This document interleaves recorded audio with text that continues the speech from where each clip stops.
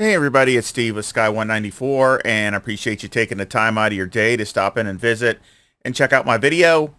And we are continuing the series, updating my setups here for the Audi EVO2 GT3 car.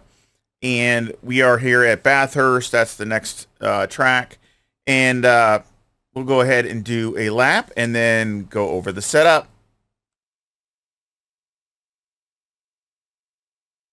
Oh, here we go.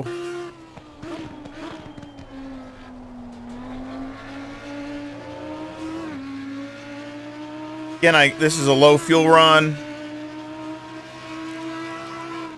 And of course, I basically use this pole here or the 50, either one, but I'm not up to it. I'm about a couple car lengths back, or you can, like I said, use the pole as you're sitting in the car. Going pretty deep. And again, you want to try to late apex this as much as you can.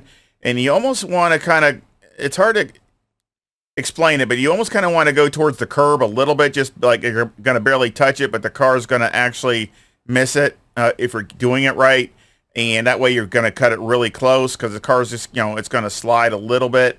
And then that way you won't run off the track, and you can get on the gas as early as you can.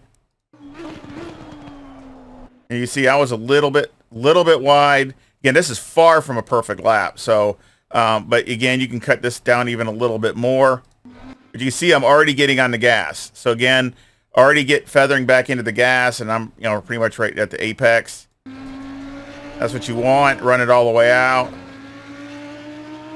Sometimes you upshift before you get over that curb, because otherwise you might go a little bit too, you lose some of the speed. So a lot of times you want to upshift before you get off of it.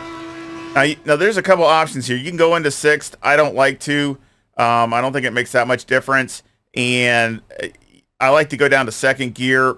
I would like to work on this some more. If you can make third gear work going through here, it would really benefit it. But every time I try to do that, I lose about 1/10 of a second.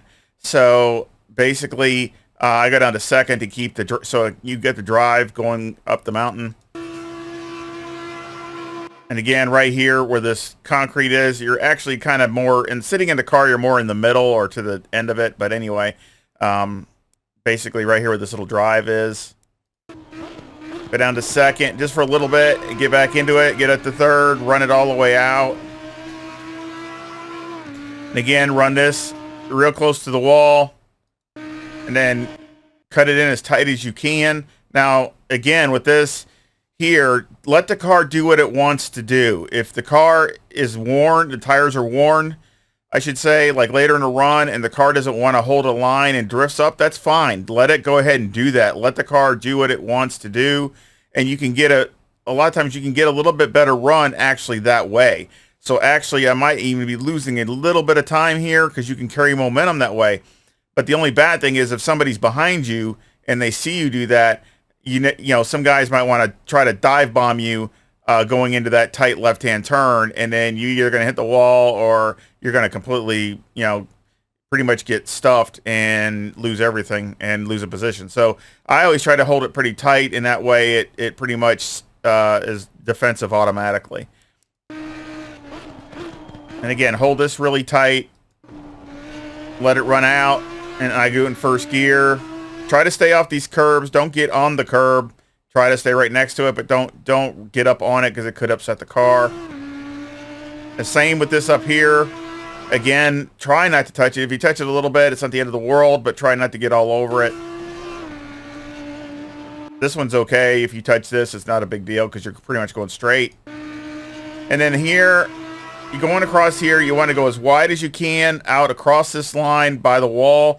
And a lot of times here, it's good to shift early. It's instead of holding fourth, and you got this really important turn here, it's good to upshift to fifth early, so you can concentrate right here, and try to get as close as you can to this curb without hitting it, and carry the momentum through there. Now see, that's about as close you're going to get. I have hit the curb and the car doesn't wreck, so that's another good thing. It's got enough grip to where even if you touch this curb a little bit, it'll upset it, but you can drive through it. So that's a really good thing in case you make that mistake. And then here, of course, you can get on this curb, but again, that's your warning sign that you're right up against the wall. And again, it's all right to run over this curb a little bit.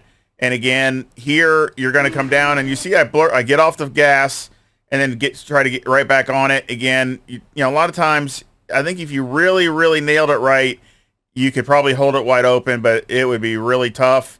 And a good chance you might end up either going wide or wrecking. So again, one of those things where maybe you could do it, but just to be safe instead of sorry, I just lifted a little bit and back on the gas. Now here, you don't have to go as deep as I was. I was trying to go as deep as the car would let me, and this is about the max. So you see, I didn't get on the brakes until the sign, till actually I was going under the sign, very deep with the Audi, and it got a little nervous. But again, didn't go crazy on the downshifts and brakes until I got the car settled and going down past the transition point here. And then get on this curb, go down to second, try to hold it tight as you can so you can get the nice left.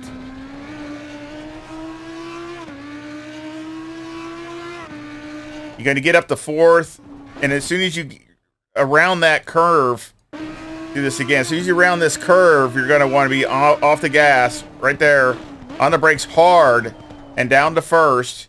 And again, I ran this a little wider than I wanted to, but it didn't really cost me too much. And then, of course, the long straightaway.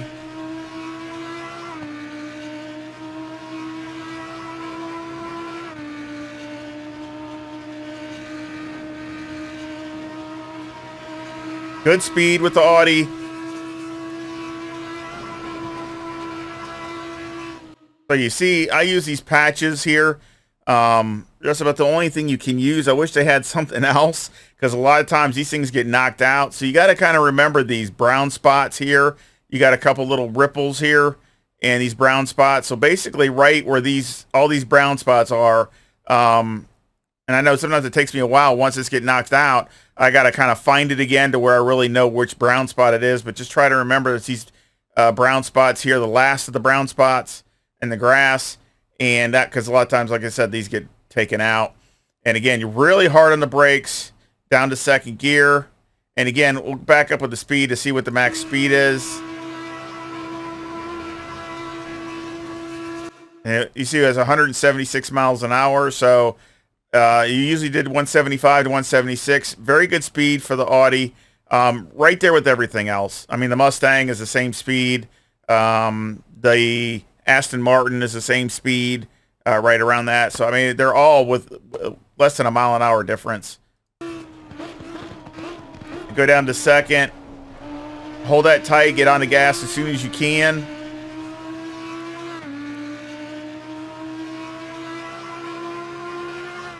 And this is about between the 50 and, what is that, the 100. So right past the 100, before you get to this pole by far, but basically in between it, and you're going to go down to second gear. And again, kind of the same thing as turn one. You're kind of wanting to really get as tight as you can to this curb and let it go out wide to the other curb. If you get on the other curb, it's fine. That was a 201.81. So again, you know, I know there's at least a little bit more in there because there's a few times I made a few little teeny mistakes. So I know there's a little bit more time.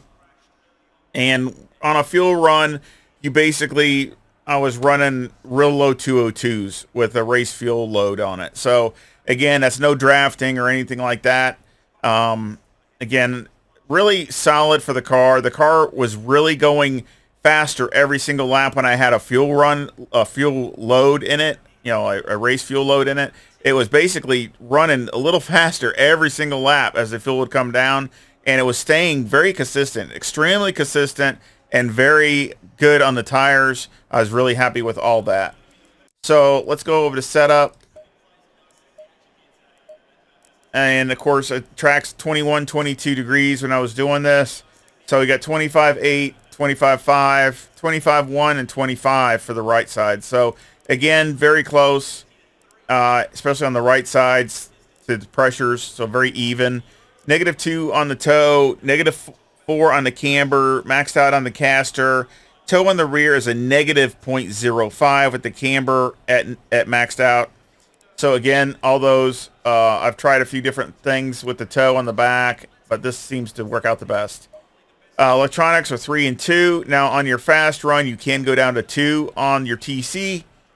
But I don't think you're going to be able to do that for the whole fuel run. It'd be maybe unless you're really, really good with the throttle response or the throttle control, I should say. So again, 2 and 3 are right in that range for me. Again, 55 liters, number 1 brake pad.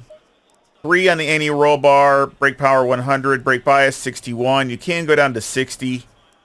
Steering all the way down. Springs on the front are 132,000 with an 800 bump stop rate and a 5 bump stop range on the left and a 3 bump stop range on the right, and 144,000 for the springs in the rear with a 500 bump stop rate and a 20 bump stop range on the left and 10 on the right.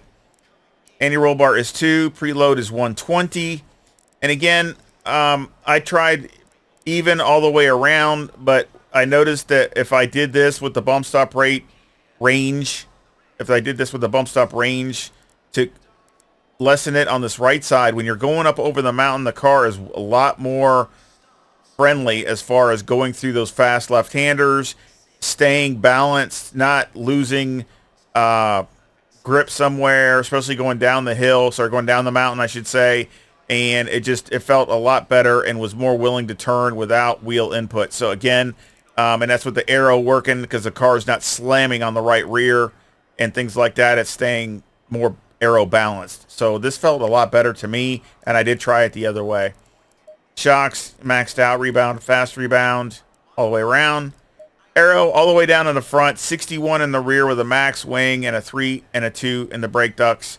And the front aero variation is a -2.8.